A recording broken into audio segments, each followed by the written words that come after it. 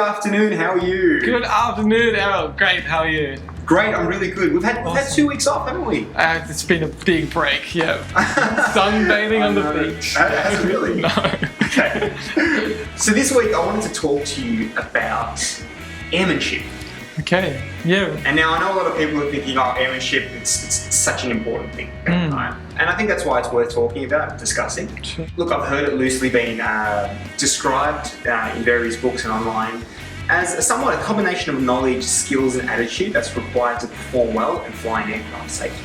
Yeah, I mean, I think probably the attitude is the one that is least teachable in a flight sort of training scenario. You can teach the skills and then the attitude is something really that comes from personality, but it can be I think it can be brought out in everyone. Developed. It can be developed, exactly, yeah, through good instruction as well. I guess it is definitely something that comes from within. And other life circumstances can help people be better at things like situational awareness, for example. Yeah. However, as with most things in the world, you can work on it if you know which areas need to be improved. Yeah. Situational awareness and looking out when flying visually is such a key component of good airmanship. Yeah. Would you agree with that? Yeah, definitely. It's about looking in the right places and about combining that probably with the radio, because the radio is something where we get a lot of our situational awareness of other aircraft. For sure. So it's about like trying to flick between hearing some piece of information, oh, there's an aircraft over there, and actually looking in the right spot and sort of making an assumption of where it So would you suggest that short, precise radio calls with information of position and intentions are important? Yes, that sounds great. Yeah. I'm sure you can relate sometime when you and I run navs, we go out to the old country aerodromes where it's, how are you going? How's the family going?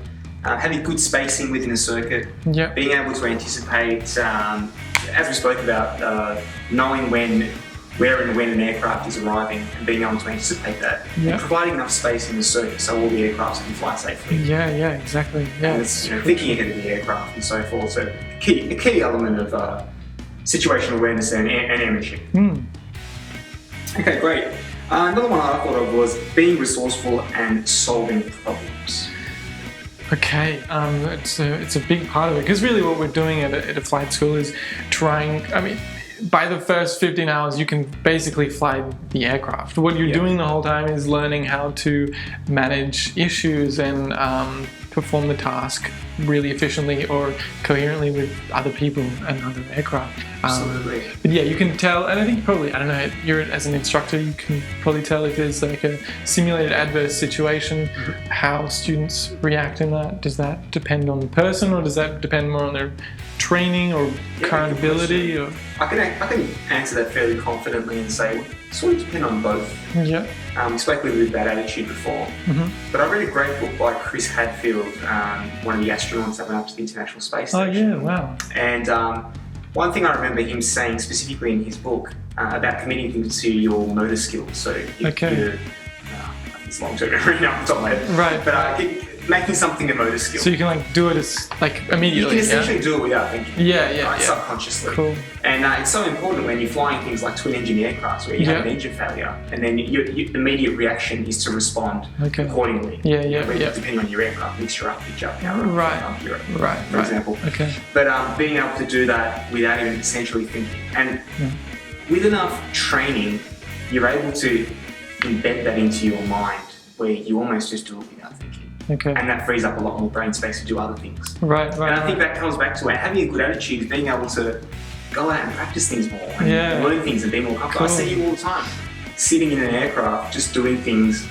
over and over and over again on the ground. Just moving my hands and hoping that maybe it gets committed to the motor program loop. Yeah. Well, if you're saving yourself an extra 5 or 10 seconds if something goes wrong, just by doing that, you can save your life. So it's great. Moving on. I've also got here giving people weight and not blocking up run-up bays and holding points unnecessarily. Yeah. Well, that's especially prevalent for us because we're on a Class C airport. So we've got, I don't know if you saw, they've got big jets and we've got little jets and we've got turboprop, all sorts of sizes. And so on our taxiways even, we just have to be mindful that actually at some point a really big something could come through and it might not be able to fit. So yeah, it's about I think also just knowing where you are. You mentioned before that we are in a Class Charlie aerodrome. Yeah. And you and I, we both know, we all learn here at this school as well, that it's so important to try and anticipate and understand what the air traffic controller is trying to do as well. Yeah. They're trying to help us with traffic separation.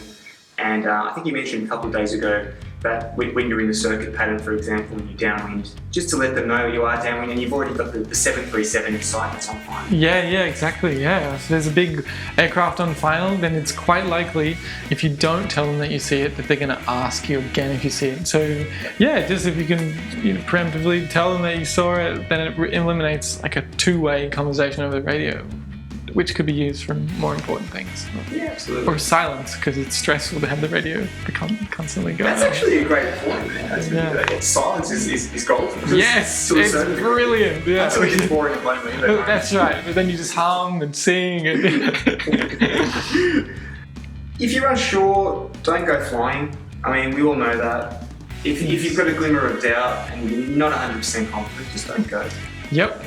Yes, definitely. Yeah, it's far better to be on the ground than being in the air wishing you were on the ground. Exactly we right. always say. Yeah. Exactly right. Yeah. It's such an easy one, but it's all about knowing your personal minimums and risk management and good judgment. Yeah, well. I guess that comes with time and more flying. Yeah, definitely. But even like CASA put out documents about your personal minimums. It's something that we don't think about. We touched on it last Toby Tuesday with Toby.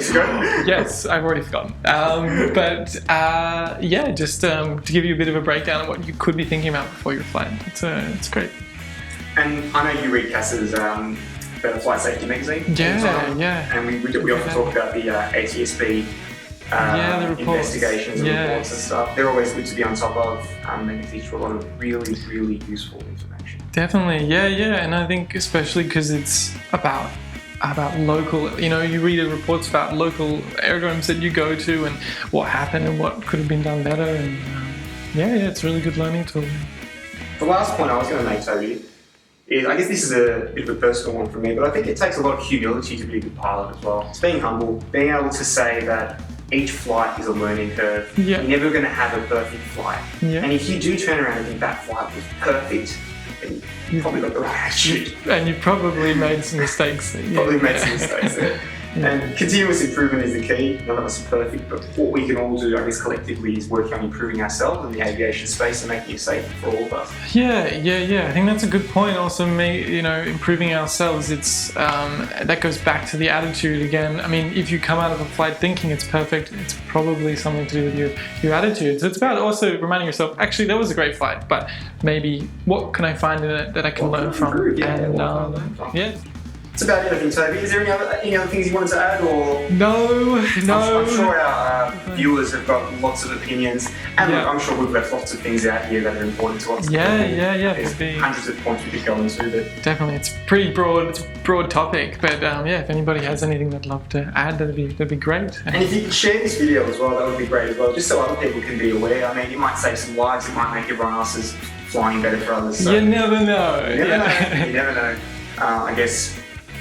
We're a very large and a very small industry as well. Yeah. Sometimes it feels, the transitions between the both. Everyone knows each other. That's right, And if I had a good joke, I would say it right now. You would, but you don't? I don't have one. So I can make one up. I can try and edit it in there. Okay. We'll see what we can do. Right. Cheers, Toby. Have a great day, mate. Have a great day. Thank you. Tomorrow, I believe we're going for a flight, so we'll see we can get some. See if we can get some flight footage as well for the next Tuesday. Awesome. That would be really cool. Yeah, that'd be fun. Get inside. Are we in the Diamond tomorrow? We're in the Diamond. Yeah, okay, in the Diamond.